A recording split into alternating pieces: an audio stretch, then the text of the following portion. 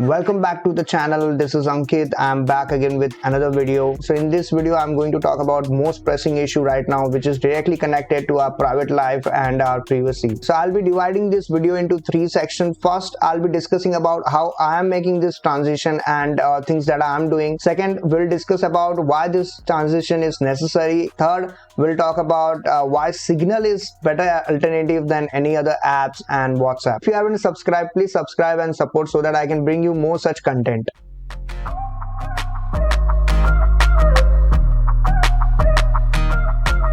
Here I'm not sure about you guys, but I personally have experienced a lot of issues with my WhatsApp and a lot of privacy breach, I would say. When I got this pop-up, I was really triggered and very uncomfortable with it.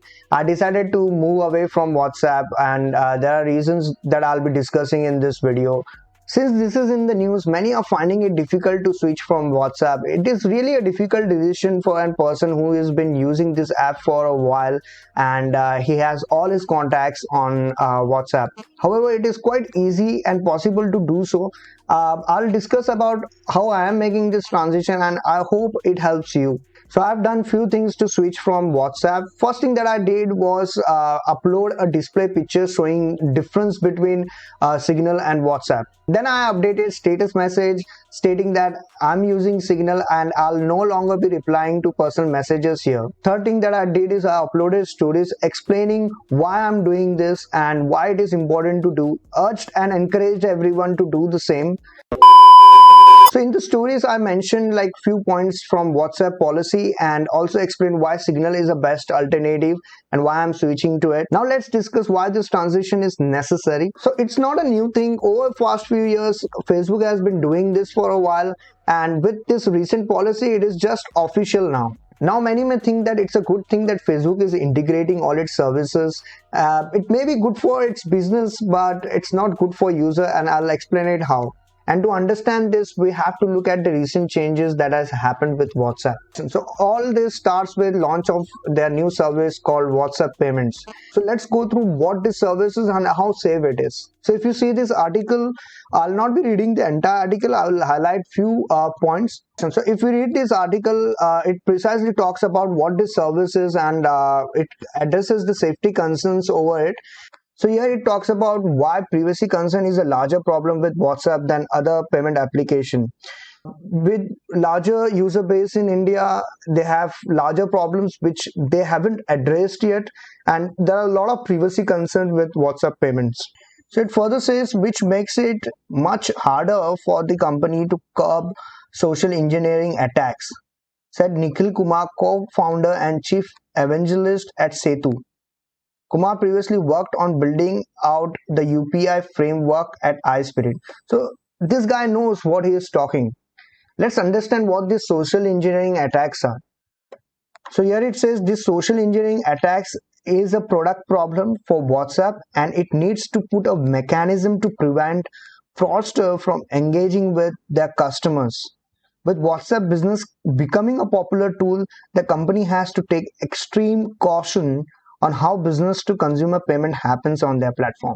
So it is clearly raising question on the security of transaction happening on WhatsApp. So here this individual is clearly raising concerns over the whole transaction thing that will happen on WhatsApp payments. So let's read further. If we read here, it says, so far internet companies such as WhatsApp and Facebook have taken shelter under India's safe harbor laws, which provide them conditional immunity. So here it addresses growing instance of fraud on UPI platforms. UPI platforms have been on the rise for last 2 years, and the Reserve Bank of India has cautioned against such frauds from time to time.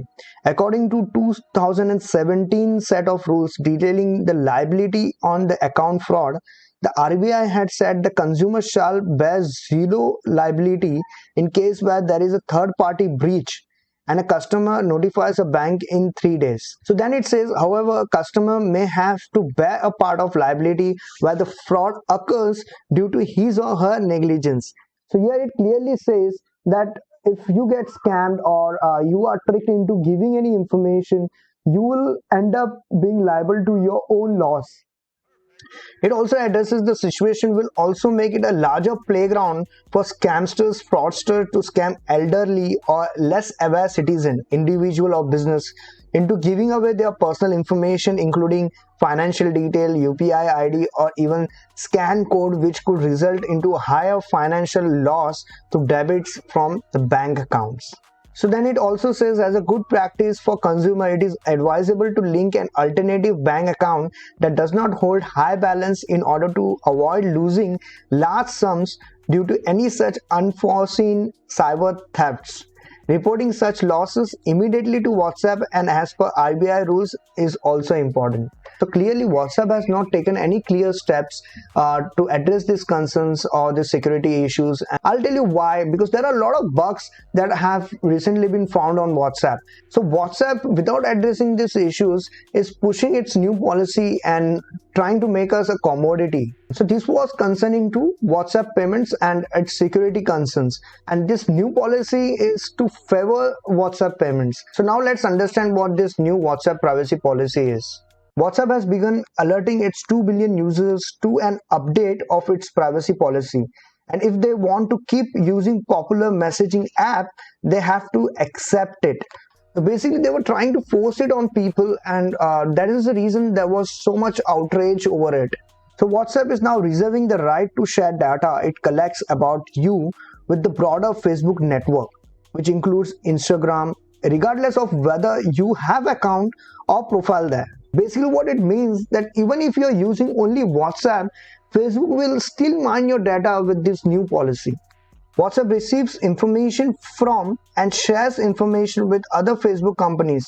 We may use the information we receive from them, and they may use the information we share with them to help operate and market services. For long-term users, the option to share data with Facebook was made available in 2016, but it was just that optional and temporary.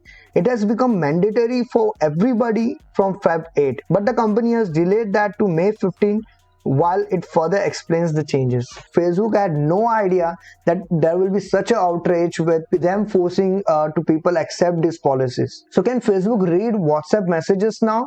Officially, they say that their messages on WhatsApp are end-to-end encrypted and they have no access to this message and they cannot read. However, if you see this, by using WhatsApp, you may be sharing with it your usage data as well as your phone unique identifier, among the other types of so-called metadata. So let's understand what type of metadata WhatsApp collects. So it's your mobile number.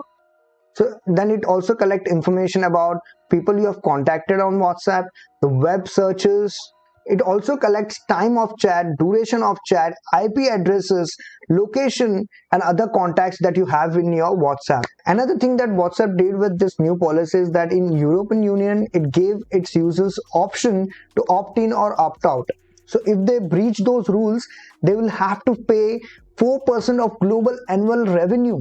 That's how the law is strict there. So Facebook has kept it as an option for users there. So let's read further, it gets more interesting.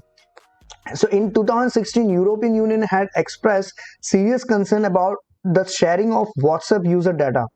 European Union antitrust authorities in 2017 fined Facebook with 110 million euros, which is $134 million, for misleading regulators during a 2014 review of its takeover of WhatsApp, but stopped short of overturning the merger approval.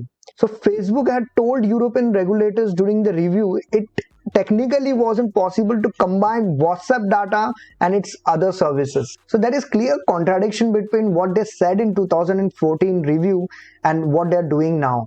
So if you try to understand the whole Facebook and Instagram marketing, you will learn that the advertisers are able to use all small details like which phone you are using, what is your income source, what are your interests, what is your demographic. All kind of data is available to advertisers. So with this new policy, Facebook will also be providing WhatsApp data to advertisers so that they can market their services and product more efficiently. which makes it more concerning. So the reason it is more concerning is because with this new policy, Facebook is trying to gain more control over our digital life. While making this video, I didn't realize that it was already evening and dark. So I've turned on my backlight, so it should be much brighter now. So to put it in example, for instance, I'm traveling somewhere and I look for some location on Instagram. Now, as the system is tracking my online activity, very soon an ad will appear on my Facebook and Instagram feed for the same destination with similar budget that I was looking for on my web browser. And all this will be designed in a way that I'll be prompted to use WhatsApp payment to make those transactions. So this will be like these apps and services are controlling me and I'm not in control of it, which makes it a very dangerous game. Imagine a scenario where we may get scammed. A fraudster or scammer, they would see our online behavior, start mining the same, because Facebook ad manager is available to everyone. So this is what WhatsApp is becoming, and with them sharing our metadata, our private life won't be private anymore. I personally feel if Facebook can lie to European Union authorities in a review, then it can also lie about them not having access to our personal messages. So there is clearly a trust factor that has been broken. So we have already been using Facebook and Instagram extensively, and we have given a lot of data already to them. Now with WhatsApp, there will be no room for privacy.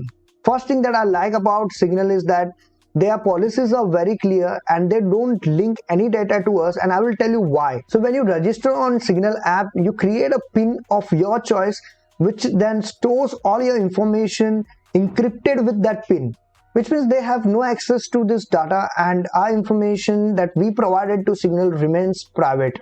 So now many of you may think why Signal is doing these things differently. It's simply because they are non-profit and they were designed for the same reason. The only source of funds are grants and donations from users like you and me. So Signal doesn't need our data to make their profits, which puts us more in control of our information. Signal only queues our end-to-end encrypted messages on its servers in a situation where the device is temporarily offline, like the phone whose battery has died, and all the message history is stored in our own phone.